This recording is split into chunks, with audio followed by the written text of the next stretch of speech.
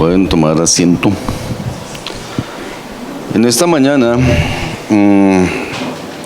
el Señor nos quiere hablar un poquito de algunos asuntos que debemos tener en cuenta siempre. Asuntos que, como todo en nuestro ser, que somos creados a la imagen y semejanza del Señor en alma, cuerpo y espíritu, la parte del cuerpo en la cual la carne quiere reinar, esta parte le cuesta un poquito de trabajo. Vamos a abrir nuestras Biblias en el Evangelio de Lucas, en el capítulo 17. En este capítulo se tocan varios temas, pero nos vamos a centrar en un punto que habla del perdón, que habla de la fe y que habla del deber que tenemos nosotros como hijos. Y en la primera sección, que son versículos 1 y 2, habla del peligro de hacer tropezar a otros. A veces nosotros andamos por la vida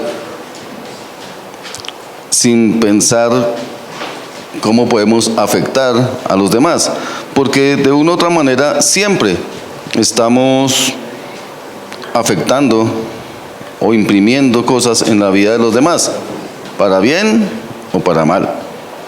Nadie pasa por la vida en un punto neutro, en un punto muerto, sin que nadie se dé cuenta que pasó por ahí. Entonces, aquí empieza el peligro de hacer tropezar a los demás. Hay gente que vive como si no le importara el resto de la humanidad, pero debería importarle. Dice el versículo 1 y 2 del capítulo 17 del Evangelio de Lucas: dijo Jesús a sus discípulos: imposible es que no vengan tropiezos, mas hay de aquel por quien vienen. Mejor le fuera que se le atase al cuello una piedra de molino y se la arrojase al mar, que hacer tropezar a uno de estos pequeñitos. Entonces, ¿a quién está dirigido esto? Dice: el Señor dijo a sus discípulos. ¿Cuántos discípulos hay aquí? Y los otros que no alzaron la mano. ¿Qué son? Les voy a contar una cosa. En el mundo no hay huérfanos.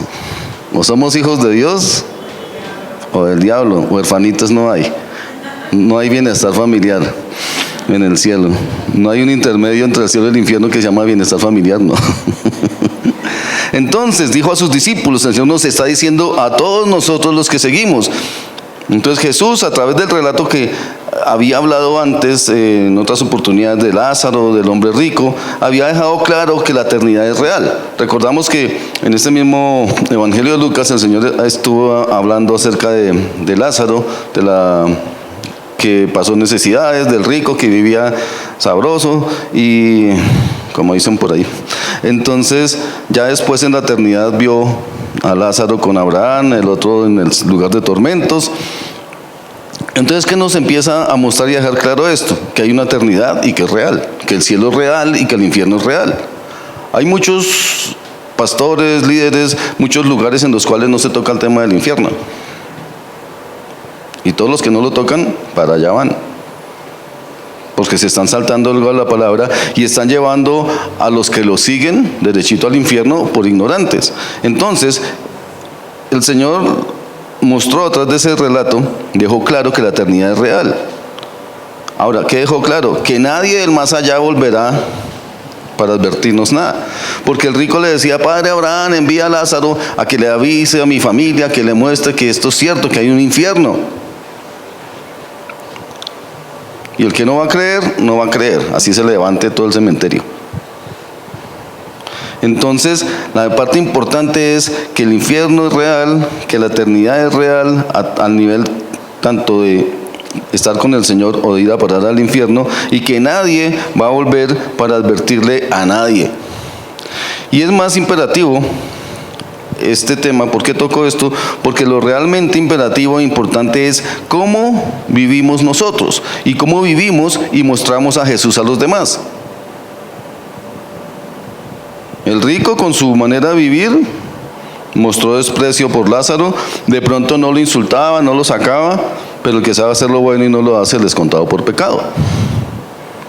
Entonces es la parte que nosotros tenemos que ver, que usualmente tampoco vemos, porque muchas veces vivimos en el mundo Malboro y pensamos que estamos haciendo todo bien y vivimos bien, pero estamos fallando porque sabemos hacer lo bueno y no lo hacemos. Entonces es importante empezar a pensar cómo vivimos y cómo mostramos a Jesús a los demás. Usted se ha puesto a pensar en eso, cómo sus vecinos, el de la tienda y gente que no viene a la iglesia, que no son cristianas, lo miran a usted.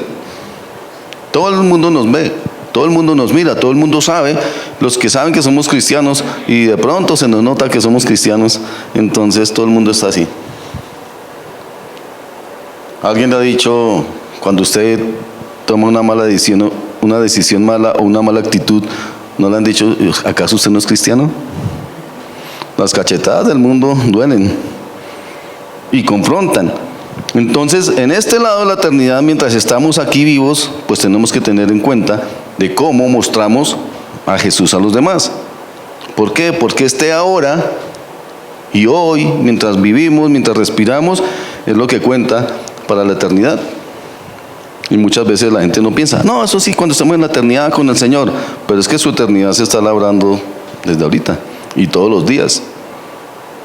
Ahora dice el Señor, es imposible, es inevitable que la gente se tropiece. Hay mucha gente, no solo dentro de la iglesia, que pueda ser débil en la fe, o los fuertes en la fe hacen tropezar a otros tampoco. El débil se tropieza por todo, pero el asunto es también la gente de afuera, se puede tropezar con usted. Entonces el Señor dice, es imposible, es inevitable que la gente se tropiece. Pero ¿cuál es el pero? Ay de la persona a través de la cual vengan esos tropiezos. Entonces eso nos enseña y nos pone a nosotros a fijarnos en cómo nos conducimos en nuestra vida diaria. Porque dice, ay de aquel por quien vengan los tropiezos. Entonces es importante entender lo que Jesús quiso decir cuando habló de tropiezos. La palabra tropiezos en el griego es escandalón. ¿Le suena parecido a algo? Y viene de esa palabra, tiene el sentido de una trampa para cazar, pero la palabra escandalón no hace referencia a la trampa, sino al que dispara la trampa. Entonces usualmente si usted pone una trampa para capturar un animalito que es terrestre, usted pone un palito, pone la cuerdita, pone el cebo y el animalito, y pone una tabla o una piedra grande y el animalito toca ahí, el palito se cae y ¡pum!, muere. Entonces el escandalón es el palito o el gatillo que dispara la trampa. Entonces de una u otra manera, si usted es el que causa un tropiezo, un escandalón es el que está haciendo caer en la trampa a otro. ¿Sí lo habían visto por ahí? Entonces ese palito que activa la trampa, el gatillo que dispara la trampa,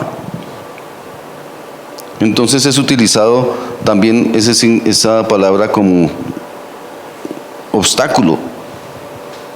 Y ese obstáculo es algo con lo que la gente se tropieza. Entonces el Señor, a través de la Escritura, muchas veces habla de esa palabra escandalón. Ahora, en un sentido bueno, cuando el Señor dijo que Él iba a ser la piedra de tropiezo para todos, pues confronta a la gente y lo pueden enderezar y llevarlo al camino. Bueno, porque era Jesús el que estaba hablando y los líderes y los religiosos y los fariseos y todos los de la época se ofendían por su palabra y se ofendían y muchos hoy se van a ofender por el evangelio. Hay gente que no le gusta oír nada de la palabra de Dios y se ofenden. Entonces, eso es ser la piedra de tropiezo como lo fue Jesús. Piedra de tropiezo para el mundo.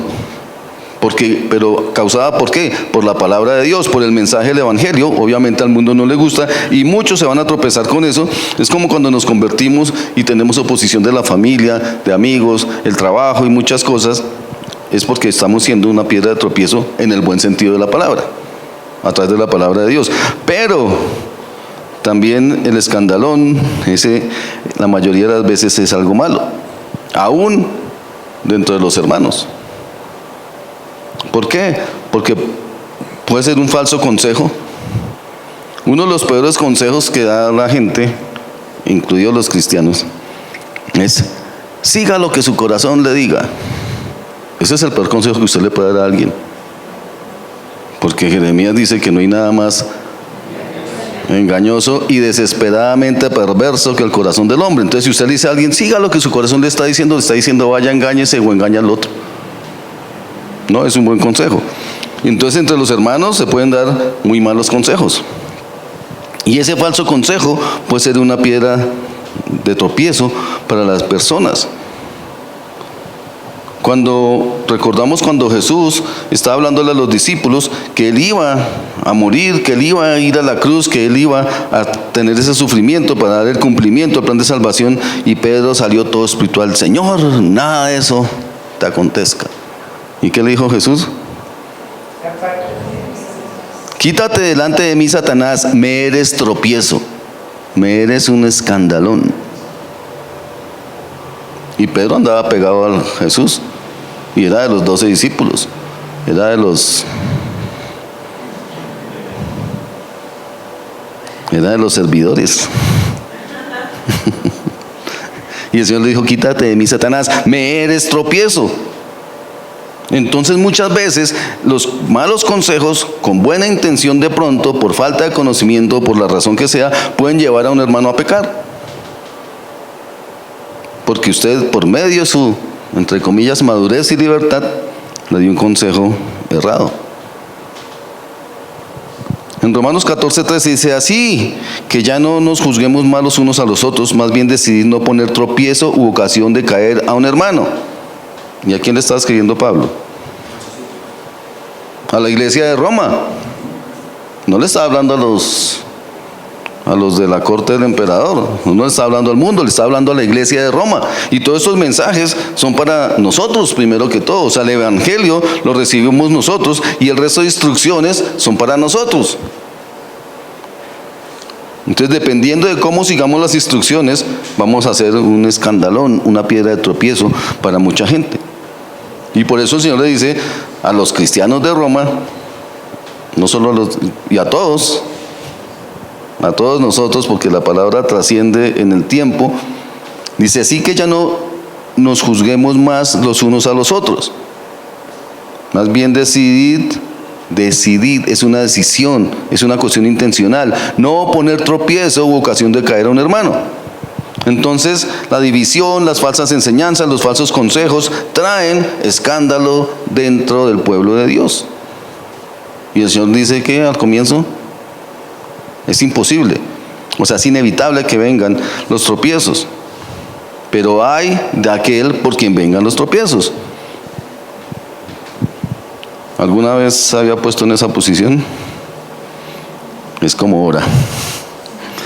Entonces, hay de aquel. Entonces, cuando el Señor dice hay de aquel, es tenaz. Los ayes del Señor son duros. Ahora, el Señor le está diciendo: hay de la persona que muerda la carnada. Porque hablamos que el escandalón es una trampa. Entonces, hay de aquel. Porque hay personas que van a morder la carnada, pero hay de aquel. Hay de ti si tú eres el que pone el anzuelo. El problema no es para el que muerde la carnada, el problema es para el que pone el anzuelo. Hablando en ese término de pesca, si usted pone un anzuelo solo, yo no conozco ninguna especie de pez que le guste el metal. Usted manda un anzuelo solo y ahí se queda. Pero tiene que poner una carnada, de acuerdo al pez que usted quiera sacar. Acá en tierra fría, si usted quiere pescar trucha, tiene que conseguir un mosquito especial, que es lo único que come la trucha. Y cuando la trucha ve el mosquito, no se pone a mirar si ahí está el anzuelo detrás, y ahí cae. Si va a pescar en los ríos grandes, en los llanos, la mayoría de esos peces son carnívoros, pues usted pone carnecita, y si está picha, mejor.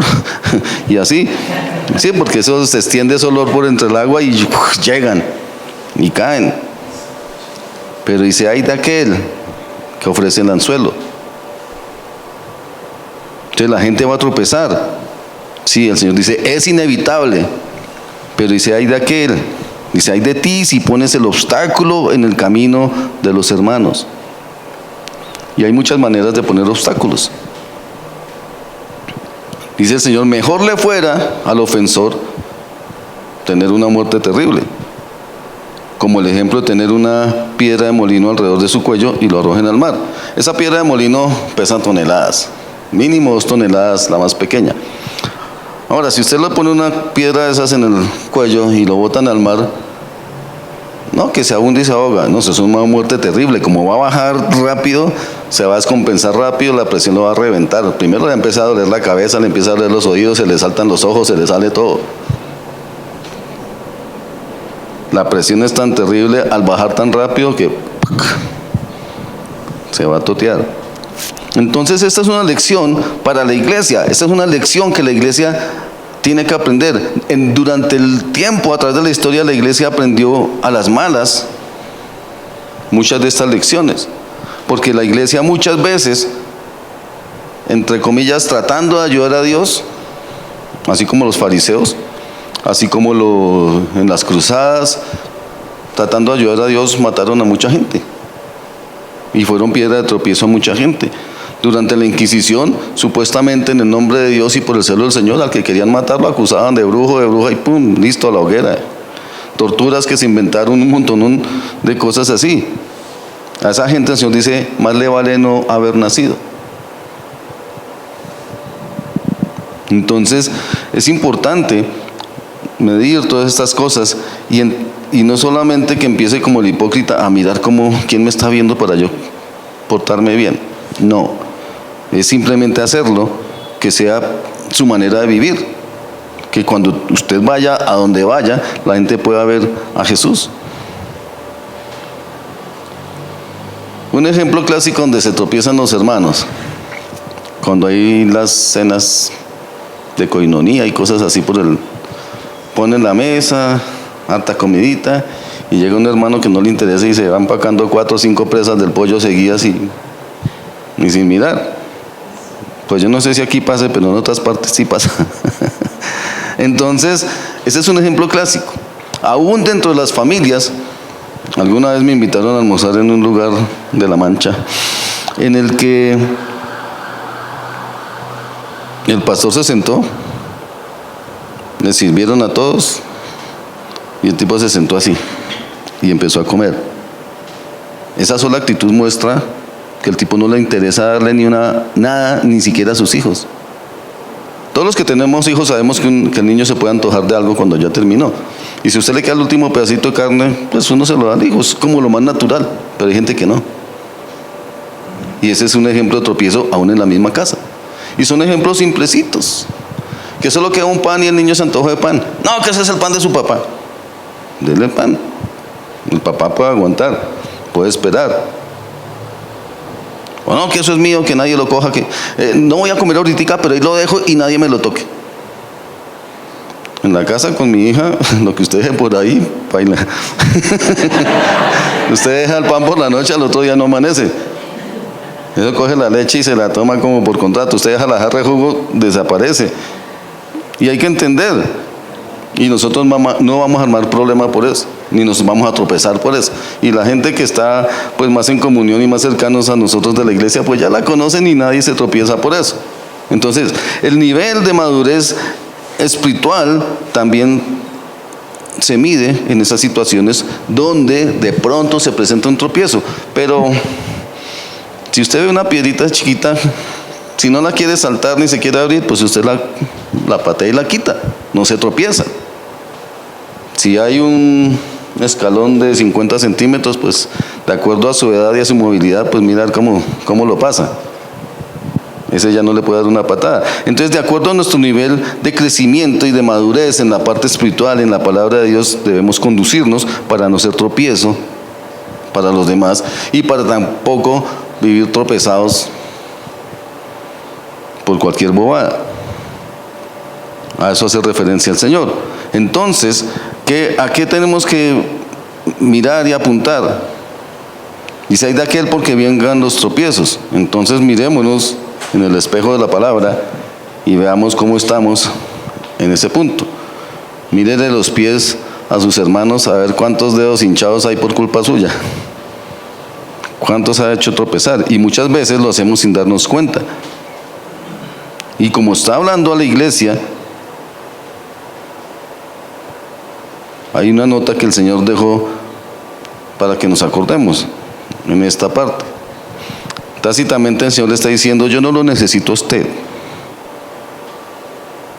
Simplemente esto es un instrumento que el Señor está usando porque Él quiso. No me necesita a mí ni a ninguno de ustedes. Y menos nos va a necesitar a nosotros como instrumento de juicio para los demás. Porque ahí es cuando la gente empieza a hacer tropiezo para los demás, para todos. Entonces el Señor solamente nos necesita a nosotros como instrumento de su amor. Entonces sale la pregunta técnica: ¿sí está reflejando el amor de Dios hacia los demás? Primera de Juan 4:8, ¿qué dice? Doctores de la ley. Tarea para cuando vuelva, se los voy a preguntar. ¿Qué dice? ¿Trajeron Biblia? Perdón, pregunto.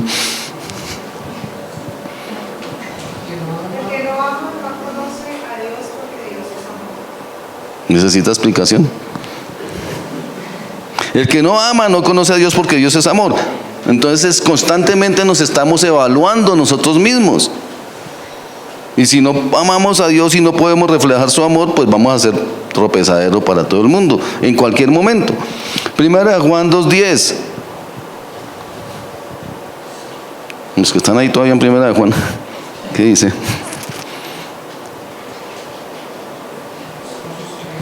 Qué lentos. Alcen la mano los que trajeron Biblia.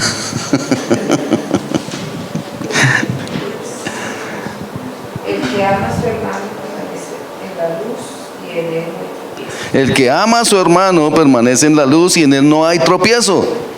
Entonces el reflejo del amor de Dios que debe permanecer en nosotros se refleja en que no vamos a hacer tropezar a nadie. Esa es la solución para no ser un escándalo para los demás. Esa es la solución para no ser tropezadero para los demás. El que ama a su hermano permanece en la luz y en él no hay tropiezo. ¿Cuál es la clave? Permanecer en la luz, permanecer en el Señor. Entonces, si amamos a nuestro hermano, pues no vamos a traer ofensa ni ninguna clase de tropiezo a su vida. Versos 3 y 4. Habla de si alguien le hace tropezar, tiene que aprender a lidiar con eso. Acá en Bogotá yo creo que la gente no acostumbra a andar descalza, en ninguna parte. En el llano, en las fincas, en todos lados se acostumbra a andar descalzo. Y a veces entre la hierba usted no ve y hay piedritas o piedrotas y a veces se pega uno en el dedo chiquito del pie porque no las ve. Pero es que hacer cuando ocurre eso, cuando alguien te hace tropezar, hay que aprender a lidiar con eso. O sea, ya debemos ser maduros y debemos haber crecido en la fe.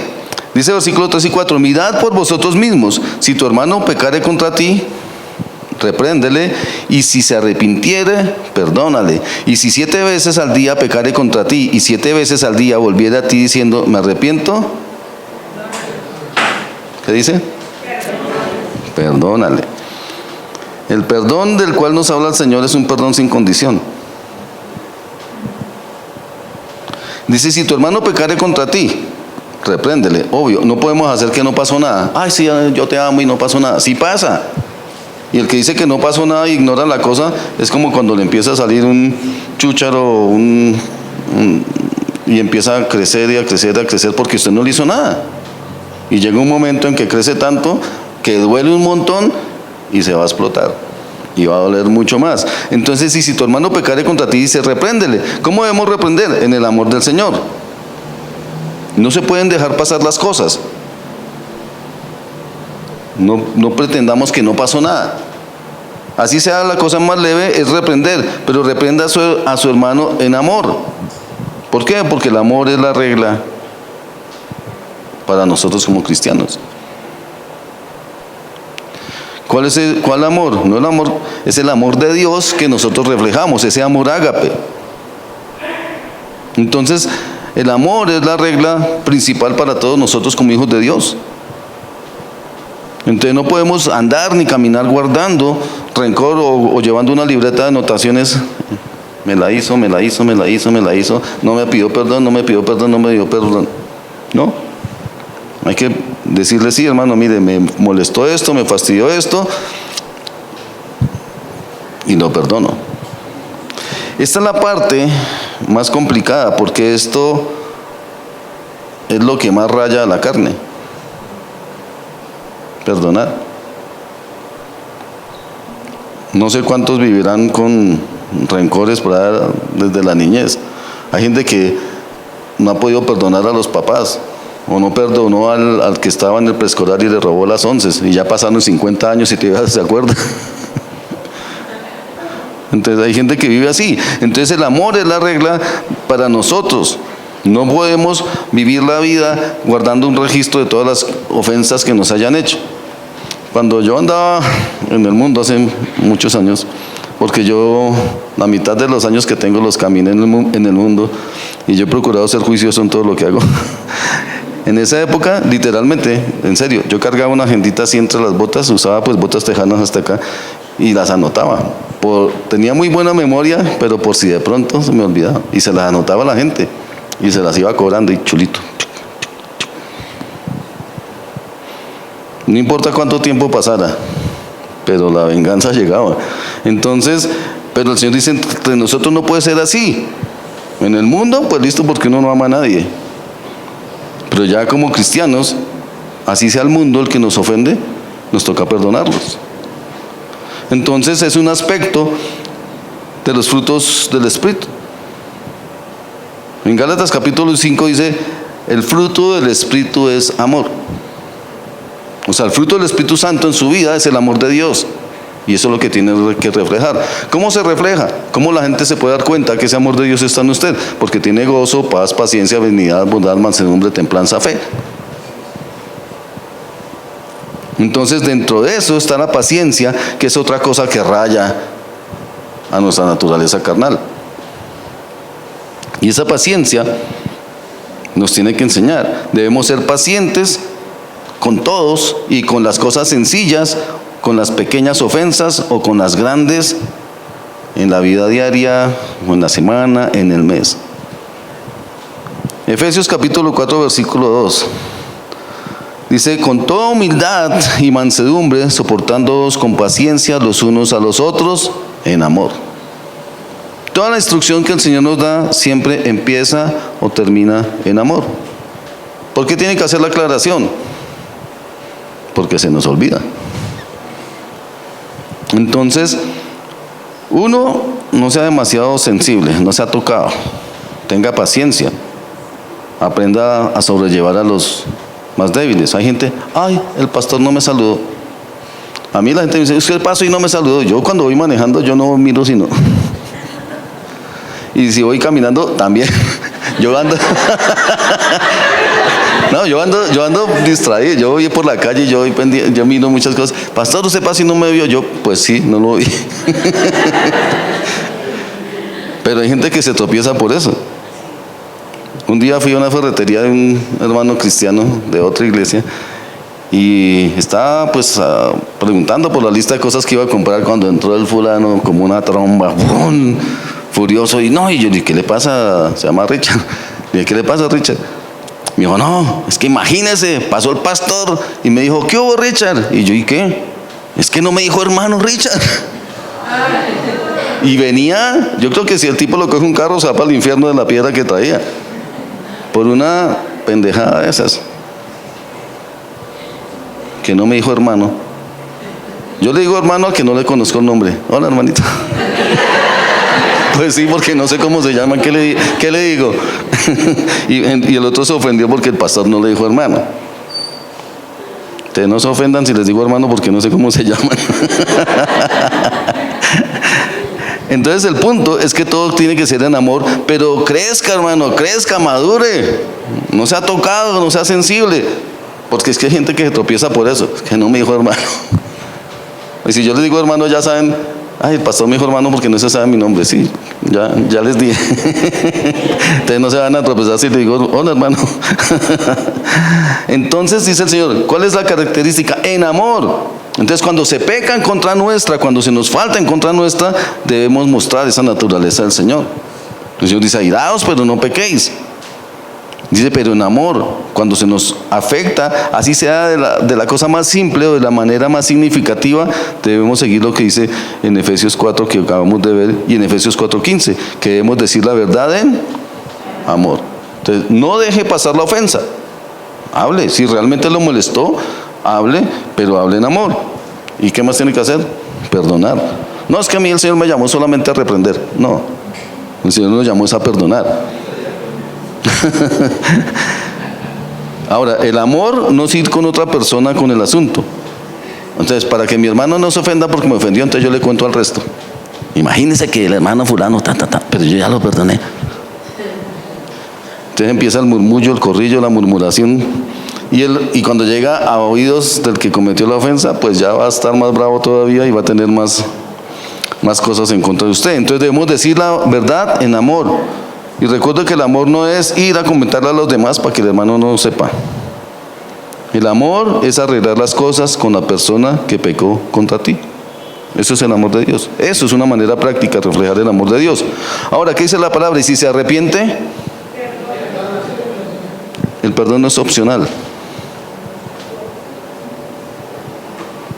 Entonces, es algo para estar pendientes y entender que es un deber. Tenemos que perdonar. Entonces podemos escoger perdonar y perdonar por nuestra propia parte, por nuestra propia cuenta, y a la final el perdón es más beneficioso para nosotros. Y Jesús nunca quiso limitar ese enfoque del perdón. Y cuando Pedro, todo avispado, dijo: Señor, ¿y si mi hermano pega contra mí 7 veces, lo tengo que perdonar? Y el Señor dijo 70 veces 7. Y 70 veces 7 no es 490. 70 veces 7 es 7 elevado a la potencia 70, por decir esa cifra. Pero el Señor dijo: el perdón es sin condición, el perdón es opcional y no tiene un número. Y si 7 veces al día pecare contra ti, y 7 veces al día volviera a ti, diciendo me arrepiento, ¿con qué cierra eso? ¿Qué dice? Perdónale. El perdón no es opcional. No nos es permitido juzgar el arrepentimiento de los demás. Si viene todas las veces, usted no diga: no, es que ese hermano no se ha arrepentido porque otra vez. A usted no le importa, perdónelo. No nos tiene que interesar. Entonces, con esto terminamos. Jesús me ordena que siga perdonando, y además de eso, que siga restaurando. La parte complicada del discipulado es eso. El discipulado no es el curso que dan para los nuevos creyentes. El discipulado es toda su vida que pasa con el maestro. Vamos a orar. Padre, te damos gracias, Señor, por esta palabra que nos has dado, Señor. Te pedimos que esta palabra